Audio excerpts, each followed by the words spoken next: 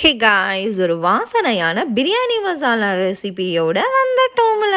ஏன்டா நீங்கெல்லாம் பிரியாணியில மசாலா போட்டீங்களா இல்ல கொசு மருந்து மாதிரி ஏதாவது பர்ஃப்யூம் அடிச்சு விட்டீங்களாடா அப்படின்னு சொல்ற அளவுக்கு கைய கழுவி முடிச்சா கூட இந்த பிரியாணி மசாலாவோட ஃபிளேவர் அந்த அளவுக்கு நிக்கும். பாயம்மா பிரியாணி செய்தோ இல்லையோ பில்டப் எல்லாம் நல்லா கொடுக்குதுன்னு சொல்றதுக்கு முன்னாடி நம்ம பிரியாணி மசாலா செய்ய ஆரம்பிக்கலாமா? ஒரு ஃபுல் கைப்பிடி அளவுக்கு பட்டை, ஒரு நல்லாவே கையை நிறைச்சு ஃபுல்லாவே எடுத்துக்கோங்க பட்டை.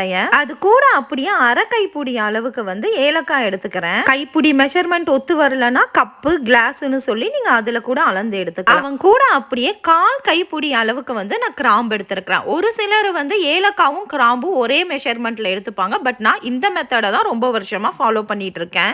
திருப்பியும் சொல்றேன், நல்லா ஒரு ஃபுல் கைப்பிடி அளவுக்கு இந்த அளவுக்கு பட்டை எடுத்துக்கணும். அதுலேயே அரை கைப்பிடி அளவுக்கு ஏலக்காய், குஷ்டம் வந்த மாதிரி கைப்பிடி அளவுக்கு கிராம்பு எடுத்துக்கிட்டா பிரியாணி மசாலா சூப்பராகவே இருக்கும். கிராம் கணக்கில் சொல்லணும்னா 100 கிராம் பட்டை, 50 கிராம் அளவுக்கு ஏலக்காய், 25 to 30 கிராம் அளவுக்கு கிராம்பு சரியான மெஷர்மெண்ட்டாக இருக்கும். நல்ல வெயில் வர கண்ட்ரியா இருந்தீங்கன்னா இது எல்லாத்தையுமே கொஞ்ச நேரம் வெயில்ல சூடுபடுற அளவுக்கு வச்சு எடுக்கலாம். இல்லைன்னா அடுப்பை ஓரளவுக்கு சூடு பண்ணிட்டு ஜஸ்ட் இதுல லைட்டா சூடு ஏறுனா போதும், ரொம்ப வறுக்கணும்ன்ற அவசியம் கிடையாது. இவன் சூடா இருக்கும் போதே அப்படியே மிக்சர் ஜாருக்கு மாத்தி எந்த அளவுக்கு பட்டு போல அரைக்க முடியுமோ அந்த அளவுக்கு ஃபைனா பவுடர் அரைச்சு எடுத்தோம்னா நம்மளோட பிரியாணி மசாலா சூப்பராகவே ரெடி ஆயிரும். ஒரு கிலோ பிரியாணிக்கு ஒரு 1.5 டீஸ்பூன் பிரியாணி மசாலா போட்டோம் அப்படின்னா போதும், பிரியாணி ஃபுல்லாவே பர்ஃப்யூம் அடிச்ச மாதிரி செம்ம ஃபிளேவராகவே இருக்கும். இவனை நல்லா ஒரு ஏர் டைட்டான ஜார்க்குள்ள போட்டு நம்ம மூடி வச்சோம்னா நல்லா ஒரு 3 to 4 months வரைக்கும் சூப்பராகவே அந்த ஃபிளேவர் ரீடைன் ஆகும். பல்க் குவான்டிட்டியா அரைக்கிறீங்க அப்படின்னா முடிஞ்ச அளவுக்கு நிறைய அரைச்சு ஃப்ரிட்ஜில் வச்சுக்கோங்க. தேவைப்படுறத மட்டும் ஒரு சின்ன டப்பால போட்டு கிச்சன்ல ரெகுலர் யூஸ்க்கு வச்சுக்கோங்க.